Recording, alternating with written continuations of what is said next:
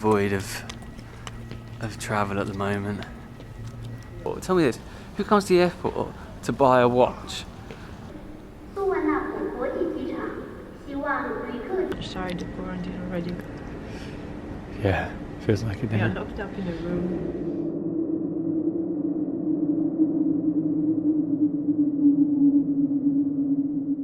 Right, we are leaving Bangkok now and leaving Thailand.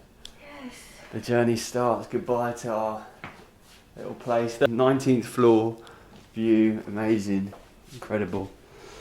Right, bit squinty-eyed this morning. Let's start this long old journey it's going to be.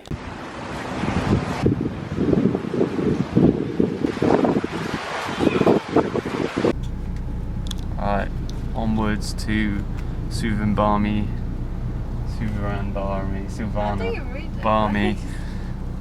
airport, the airport that no one can pronounce. We're en route. We're leaving Thailand.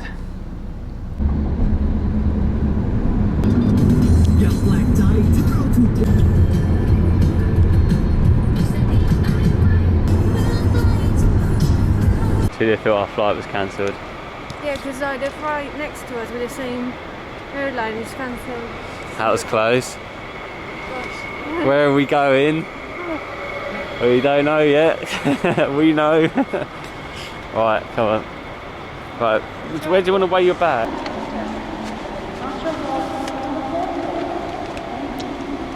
Lots of documents, huh?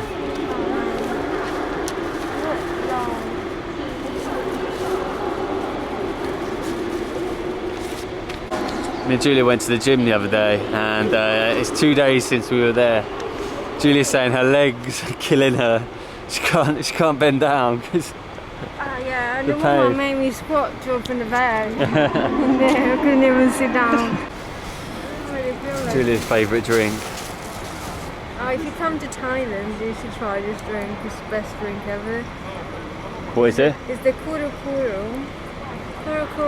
passion fruit and mangosteen. It's like it tastes in between a juice and the tea. I think it's more like a tea because it doesn't feel as, it's better than peach tea. It's better than peach, and Julia absolutely loves peach. Anything peach, Julia's going, oh yeah, nice, I might try that.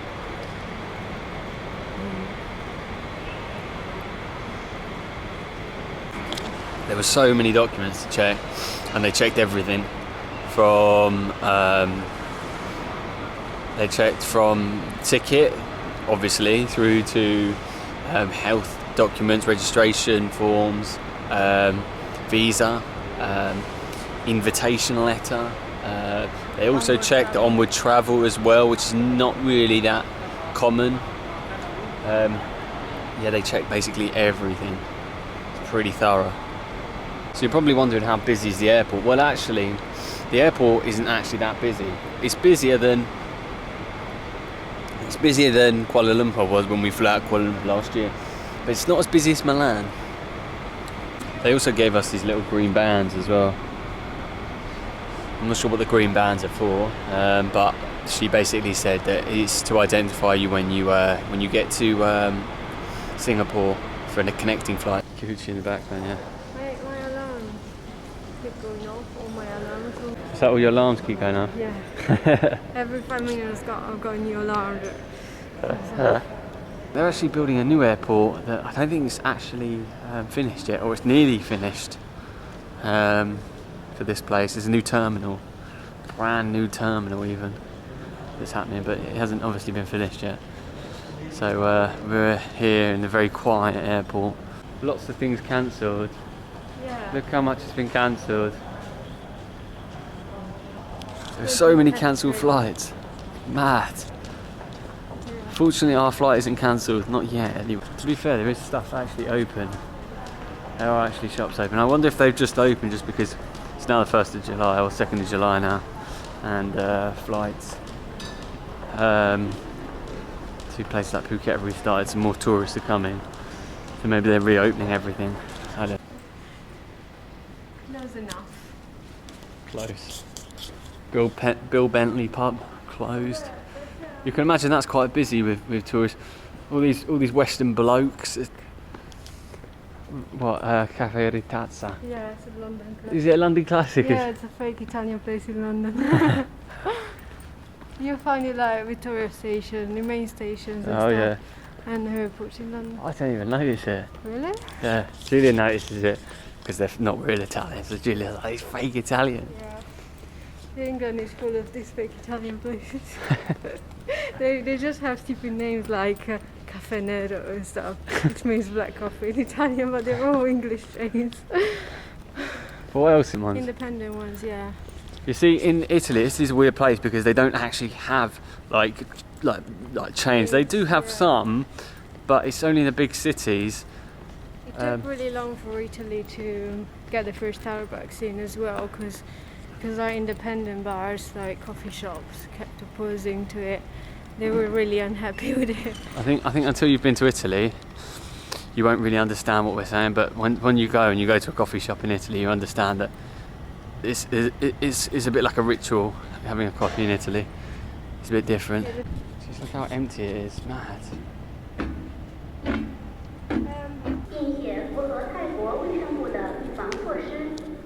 苏万纳普国际机场希望旅客及用。 Niente. I was looking for a bookshop. Nothing. So quiet. It's no good. There's literally no one around. There's literally nothing. There's only like big expensive brands. Shops. Yeah, the only shops open here are the big expensive brands that no one ever shops in anyway. Yeah, G-Shock and all these things. I mean, who comes to the airport? Tell me this. Who comes to the airport to buy a watch? I mean, it's just not a thing. If you're buying a watch at the airport, you've got way too much money on your hands. The thing is, if you Do something good with the money. Give it to charity. Give it to someone less fortunate. There's too many rich people in the world that don't give anything to anyone. This is why, especially in countries in Asia, there's so many people on the top, and there's a few people on the top, but so many on the bottom, and it's just it's mental. The thing is, if you've got a shop selling watches, you think you're gonna have like other shops where people are more likely to buy in. But no, it's just like, why is it the only thing open? Then it should be closed as well. Like, what is Bulgaria? Very needed on a trip. Might just get Julia a new necklace. Has anyone ever bought anything at the airport, jewellery wise? I didn't even see a place to buy a bottle of water. Yeah, it's not actually, is It's there? really strange. Even the toilets are like closed in most places. It's mental. If you struggle to find a bottle of water, you know you're not doing it right. I mean, why have they got Omega and Saint Laurent open? I mean, and then you can't even find a bookshop or a shop selling bottles of water. There is something very wrong with this, and very wrong with society. It's very strange. Hopefully Saint Laurent is open. It's bizarre. Yeah, Armani's open. Burberry's open. Yeah. Rolex is open. Rolex. There's like a really good idea there. Probably Rolex. with people. Void of travel at the moment. Alright, we've got a bit of breakfast. And there's only two things in the world that I can eat. At dinner, at lunch, and at breakfast. First one is roti canai. I think we've proven that we can do that one. Second is pizza. We've actually got some pizza left over from last night. That's our last meal. Genuine Italian sourdough. Really good. Have a slice. I don't know. Why is Still good? so good? I'm impressed.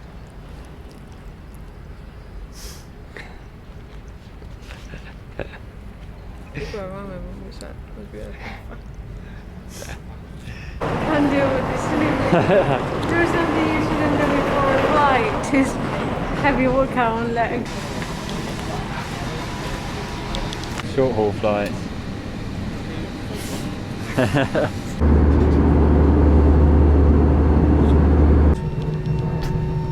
There's hardly anyone on this flight, isn't there?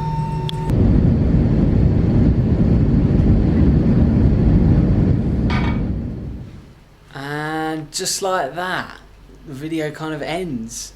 You're probably thinking, what the hell? You're in a hotel room now, and what happened to the rest of the video? Well, the thing is the video didn't really go to plan.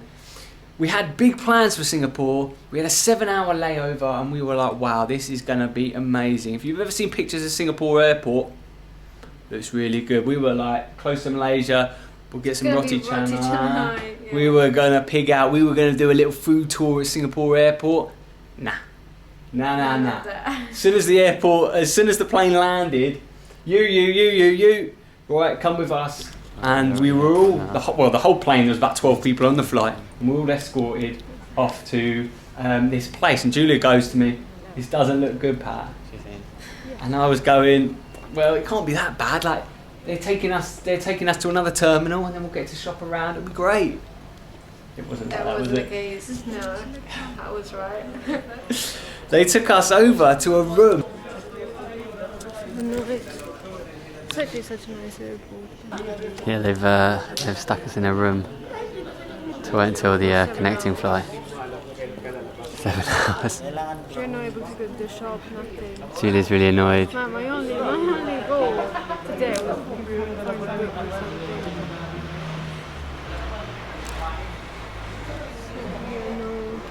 Maybe there's going to be a lot of food options.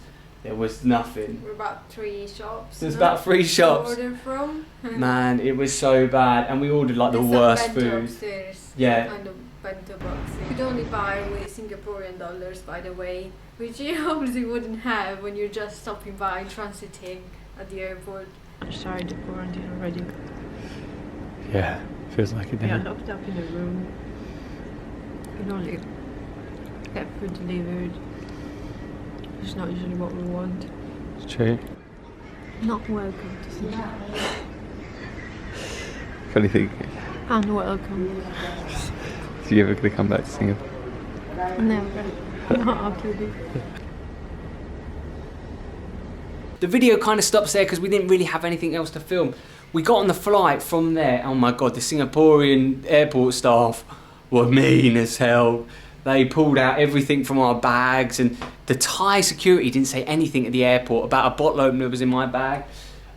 Giulia had scissors in hers, and they very small ones. Now it says, and they grabbed her, they grabbed me, they were writing my name down, put me in this black book, give me a boarding pass, give me a passport, and it was intense. After that, we were just like, we just want to get to Indonesia. And, it's a shame, because the airport did look really good. It did. We were so tense and nervous because we were like, oh my gosh, this is what everyone's going to be like. Everyone's going to be really horrible. Everyone's going to be really rude to us. Got to Indonesia. Everyone's so friendly. So. What are you waiting for? Why are you just standing here? Yeah, getting through immigration and stuff, everyone was so friendly, so happy to see you, so nice, good vibes, and off to our hotel we went, and here we are. Yeah, that's it really. Food's been amazing so far, really good, and we're in here for another few days, and then... It was really nice. But anyway, it's been much better experience than it was in Thailand, let me just say. The room is a bit ropier, but the food has been incredible, and this has been one of the cheaper quarantines. It's been amazing, so I'm really chuffed with it so far. Scary things going on outdoors as well with lockdowns and stuff like that. Of course, we always fly into a lockdown. There'll be no other way that we do things like that. We always do. The lockdown just started, by the way. Yeah. They announced it just before we flew again, just after we booked our flights. Typical, eh? We didn't book our flights when we knew about the lockdown. We booked it before, and then they just decided to start working. How are you getting on? Trying not to get my hair wet. Trying not to get your hair wet? Yeah. Last night in Bangkok. Oh, it's very sad.